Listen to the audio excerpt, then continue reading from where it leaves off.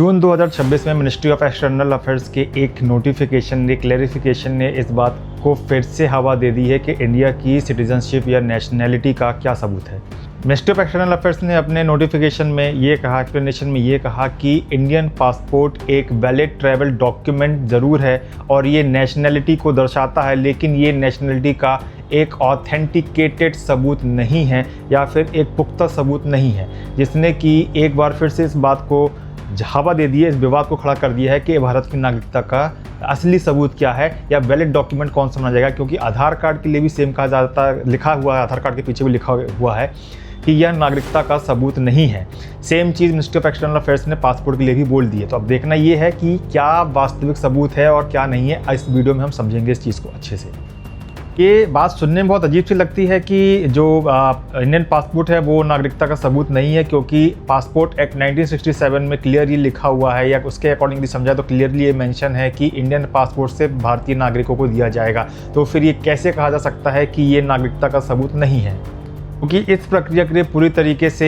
एक तरीके से पुलिस जांच की जाती है, प्रॉपर वेरिफिकेशन और स्क्रूटनी की जाती है। लेकिन आम जनता को, नागरिक को समझना होगा कि सिटीजनशिप के दो मीनिंग होते हैं, दो तरीके से इसको समझा सकता है। एक होता है वैलिड एविडेंस ऑफ सिटीजनशिप और दूसरा होता है कंक्लूसिव प्रूफ। दोनों के बीच में डिफरेंस समझते हैं, दोनों के बीच में डिफरेंस किस तरीके से होता है। दैट मीन्स कि इंडिया में अभी तक कोई भी एक ऐसा यूनिवर्सली रिकॉग्नाइज्ड डॉक्यूमेंट नहीं है जिसे एज अ नागरिकता के सबूत को माना जा सके। आप डिफरेंट डॉक्यूमेंट्स उठा के देखेंगे तो हर एक डॉक्यूमेंट का एक स्पेसिफिक मीनिंग होता है, जिसे आप इस लिस्ट में देख सकते हैं कि किस तरीके से हर एक डॉक्यूमेंट का एक अलग मीनिंग होता है। लेकिन इनमें से कोई भी, अगर अभी तक की सरकार की या मिनिस्ट्री ऑफ एक्सटर्नल अफेयर्स की स्टेटमेंट्स को माना जाए तो इनमें से कोई भी ऐसा डॉक्यूमेंट नहीं है जो आपकी वैलिड नागरिकता को बताता हो कि आप भारत के नागरिक हैं। इस चीज़ को लेकर मिनिस्ट्री ऑफ होम अफेयर्स ने पहले ही चीज़ें क्लियर कर दी थी कि नागरिकता किसी एक कार्ड से नहीं बल्कि इन भारतीय संविधान के कानून इंडियन सिटीजनशिप एक्ट 1955 के प्रावधानों के माध्यम से ही दिया जाता है, जिसके अंतर्गत जो पहला पॉइंट है, बाय बर्थ, यदि आपका जन्म भारतीय सीमा के अंदर होता है, भारतीय भूमि पर होता है तो आप जन्म से ले सकते हैं। या फिर आप वंश के साथ, यदि कोई आप कभी बाहर रहते थे, यदि आपका कोई पैतृक व्यक्ति आपके पितृ से या मातृ पक्ष से कोई व्यक्ति भारतीय नागरिक रहा हो, या फिर कभी अगर भारत सरकार ने किसी दूसरे देश का अधिग्रहण कर लिया या किसी क्षेत्र का अधिग्रहण कर लिया और आप उस देश में रहते हो तो भी आपको भारत की नागरिकता मिल जाएगी। या फिर आप रजिस्ट्रेशन के माध्यम से भारतीय सारे मापदंडों का पालन करते हुए यदि भारत की नागरिकता लेते हैं तो इस माध्यम से भारत की नागरिकता ले सकते हैं। या फिर एक तरीके से अगर फिर आप लंबे समय तक भारत में रह रहे हैं और भारत का नागरिक बनना चाहते हैं तो लंबे समय से रहने के आधार पर भी भारत की नागरिकता दी जा सकती है, जो कि मिनिस्ट्री ऑफ होम अफेयर्स ने क्लियरली ये मेंशन कर दी थी चीज़ें पहले ही कि कोई एक कार्ड इसका वैलिड डॉक्यूमेंट नहीं हो सकता या नागरिकता को नहीं दर्शा सकता। कानून के मुताबिक इसलिए बाद में जब भी कोई ऐसा विवाद खड़ा होता है जहाँ पर किसी की नागरिकता के ऊपर प्रश्न उठता है तो भारतीय न्यायालय, भारतीय कोर्ट्स कभी भी किसी एक डॉक्यूमेंट को भारतीय नागरिकता का पहचान या भारतीय नागरिकता के पुख्ता सबूत के रूप में कोई कोर्ट उसे मान्यता नहीं देता है, बल्कि इसकी जगह पर टोटलिटी ऑफ रिकॉर्ड्स, मतलब कि उस व्यक्ति के जन्म स्थान, बर्थ सर्टिफिकेट, माता पिता के लैंड रिकॉर्ड्स, स्कूल सर्टिफिकेट्स, इन सब के आधार पर भारतीय न्यायालय और कोर्ट जजमेंट देकर उसकी नागरिकता को आधार मानते हैं और नागरिकता को साबित करते हैं, जजमेंट देते हैं। कि मिनिस्ट्री ऑफ एक्सटर्नल अफेयर्स ने ऐसा क्यों कहा और उसके इस वक्तव्य के क्या मायने हैं और किस तरीके से इसको जस्टिफाई या क्लैरिफाई किया जा सकता है। अंदर पासपोर्ट प्रक्रिया इंडियन पासपोर्ट एक्ट 1967 के माध्यम से किया जाता है और इस पासपोर्ट एक्ट 1967 के सेक्शन 6A के 2 में ये चीज़ मेंशन की गई है कि अगर कोई व्यक्ति भारतीय नागरिक नहीं है या भारतीय नागरिकता उसके पास नहीं है तो उसे पासपोर्ट देने से मना किया जा सकता है। तो कि जब सेक्शन 6A2 में क्लियरली लिखा हुआ है कि पासपोर्ट भारतीय नागरिकों को इशू किया जाएगा, क्योंकि इसके लिए प्रॉपर एक पुलिस वेरिफिकेशन होता है, पुलिस वेरिफिकेशन होने के बाद ही पासपोर्ट इशू किया जाता है, तो फिर उसे एक वैलिड सिटीजन एविडेंस या सिटीजनशिप प्रूफ क्यों नहीं माना जा सकता। इसका जवाब कुछ इस तरीके से है कि भारतीय सरकार के पास हमेशा ये अधिकार होता है कि वो अगर इन फ्यूचर कभी भी ऐसा पाया जाए कि किसी व्यक्ति ने गलत तरीके से पासपोर्ट को एक्वायर किया है तो भारत सरकार उस पासपोर्ट को खारिज कर सकती है। इसका मतलब आप कुछ इस तरीके से समझो कि evidence of citizenship and conclusive proof के बीच में कानूनी अंतर है, विरोधाभास है। यदि आप इसको इन डेप्थ समझो तो भारत सरकार के पास हमेशा ये पावर होती है कि अगर उसे किसी भी समय ये लगे कि आपने गलत तरीके से फर्जी डॉक्यूमेंट्स के माध्यम से भारतीय नागरिकता या भारतीय पासपोर्ट को एक्वायर किया है तो भारत सरकार उस पासपोर्ट को रद्द कर सकती है। इसका मतलब ये हुआ कि हाँ, आपके पास पासपोर्ट है तो वो एक स्ट्रॉन्ग एविडेंस है आपकी भारतीय नागरिकता का, लेकिन वो अंतिम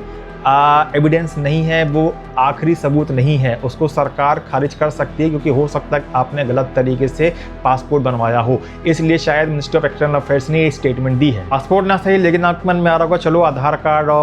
कार्ड वोटर आईडी तो होंगे ही, इनसे तो नागरिकता साबित हो ही सकती है। तो ऐसा नहीं है दोस्तों। अगर आप सोच रहे हैं कि आधार कार्ड आपके नागरिकता का पुख्ता प्रमाण है तो आधार कार्ड में तो पहली चीज़ क्लियर की जा चुकी है कि आधार कार्ड किसी की नागरिकता का सबूत नहीं है। आप आधार कार्ड हर एक उस व्यक्ति को दिया जाता है, आधार कार्ड के कानून के मुताबिक हर उस व्यक्ति को दिया जाता है जो भारत में वास कर रहा है या भारत में रहता है। उसको आप किसी भी तरीके से एक नागरिकता के सबूत के तौर पर पेश नहीं कर सकते। पहली चीज़ आता है वोटर आईडी कार्ड। रिसेंट में सुप्रीम कोर्ट में एक मामला गया जहां पर सुप्रीम कोर्ट के इस मामले के अंदर इलेक्टोरल रोल्स के इंटेंसिव प्रूफ का मामला जब रखा गया तो वहां पर सुप्रीम कोर्ट ने यह कहा कि आधार कार्ड के साथ कि वोटर आईडी कार्ड हर एक व्यक्ति के रजिस्टर्ड वोटर होने की जानकारी देता है, उसे भारत में वोट देने का अधिकार प्रदान करता है, लेकिन ये कोई एक नागरिकता का प्रमाण नहीं है। कि अगर कल को आपकी नागरिकता पर सवाल उठाया जाता है तो सुप्रीम कोर्ट की स्टेटमेंट के मुताबिक आपके पास वोटर आईडी कार्ड होना सिर्फ आपकी नागरिकता को साबित नहीं कर सकता, ये उसका एविडेंस नहीं माना जाएगा। इसके बाद जैसा कि मैंने बताया कि मिनिस्ट्री ऑफ होम अफेयर्स ने अपना जो 1955 के सिटीजनशिप एक्ट को लेकर उन्होंने क्लियरिफिकेशन दिया था कि उसके अंदर का जो प्रोविज़न बाय बर्थ और आपका राष्ट्रीयकरण और रजिस्ट्रेशन, इन सब मामलों से ही यदि आप भारत की नागरिकता ले सकते हैं। तो सवाल यहाँ पर ये उठता है कि चलो आपने डिफरेंट सेक्शंस बना दिए, डिफरेंट आईडी कार्ड्स बना दिए जिसके अलग अलग वैल्यूज़ है, अलग अलग यूजेस हैं, लेकिन क्या वर्ल्ड के दूसरे देशों की तरह इंडिया के अंदर भी एक यूनिवर्सल डॉक्यूमेंट नहीं होना चाहिए जो इंडिया के अंदर सिटीजनशिप और नेशनैलिटी को दर्शा सके? आज की डेट में हर एक इंसान के पास एक ऐसा वैलिड डॉक्यूमेंट होना चाहिए जिसके थ्रू पर वो इस देश को अपना बोल सके और अपने आइडेंटिटी को प्रूव कर सके कि मैं इंडियन हूँ। जैसे अमेरिका के अंदर ग्रीन कार्ड है, दुनिया के दूसरे देशों के पास अलग अलग तरीके से कार्ड्स बनाए गए हैं। तो अब देखते हैं कि इसके बाद सरकार क्या करती है, सरकार किस तरीके से स्टेप्स लेती है और किस तरीके से इस चीज़ को फ्यूचर में क्लैरिफाई किया जा सकता है। बाकी अगर आप कॉन्स्टिट्यूशन पढ़ते हैं, कॉन्स्टिट्यूशन आप जानते हैं, तो आपको ये पता होगा कि इंडियन कॉन्स्टिट्यूशन के अंदर ये चीज़ें लिखी हुई हैं कि इंडियन सिटीजनशिप एक्ट 1955 के माध्यम से, इन डॉक्यूमेंट्स के माध्यम से आप अपनी नागरिकता दर्शा सकते हैं। अब अगर हाइपोथेटिकली देखा जाए, सोचा जाए कि आपके पास ऐसे क्या एविडेंसेस प्रूफ्स होने चाहिए, तो सीधी सी बात है, जैसे कि सिटीजनशिप एक्ट के अंदर आपके दादा परदादा जो भी थे, आपके लैंड रिकॉर्ड्स अगर यहाँ पर हैं, लैंड रिकॉर्ड्स के साथ साथ आपका बर्थ सर्टिफिकेट है, आपके स्कूल ग्रेजुएशन के सर्टिफिकेट्स हैं, तो कहीं ना कहीं ये चीज़ें आपको सिटीजनशिप और अपनी राष्ट्रीयता साबित करने में, नागरिकता साबित करने में हेल्पफुल रहेंगी। लेकिन अगर आपके पास आधार कार्ड है, वोटर आईडी कार्ड है, तो इनके डिफरेंट पर्पसेस हैं, लेकिन ये किसी भी तरीके से आपकी राष्ट्रीयता और नागरिकता को साबित नहीं करते हैं। अगेन यहाँ पर बात आ जाएगी कंक्लूसिव एविडेंस।